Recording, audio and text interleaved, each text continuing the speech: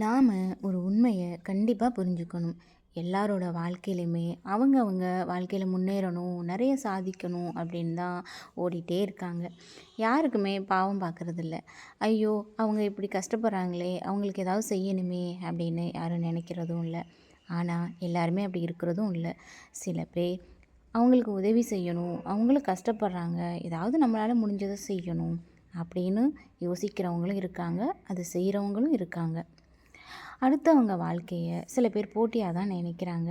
அவனை விட நம்ம வாழ்க்கையில் இன்னும் நிறைய சம்பாதிக்கணும், செல்வ செழிப்போட வாழணும்னு தான் நினைப்பாங்க. ஆனால் அது தப்புன்னு சொல்ல முடியாது. நாம் இறக்கப்பட்டு ஒருத்தருக்கு உதவி செஞ்சோன்னா அந்த உதவியை வாங்கிக்கிறதுக்கு அவங்களுக்கு தகுதி இருக்கான்னு நாம் கண்டிப்பாக தெரிஞ்சுக்கிட்டு தான் உதவி செய்யணும். ஏன்னா ஒருத்தருக்கு பாவப்பட்டா அடுத்தவங்க நம்மளை பார்த்து பாவப்படுற அளவுக்கு கொண்டு வந்து விட்டுருவாங்க. இறக்க குணம் இல்லாமல் இருக்கக்கூடாதுன்னு இல்லை. பொதுநலம் கொஞ்சமும் நம்ம வாழ்க்கையில் முன்னேற சுயநலம் கொஞ்சமும் கண்டிப்பாக இருக்கணும். அப்படி இருக்கிறது தப்பே இல்லை.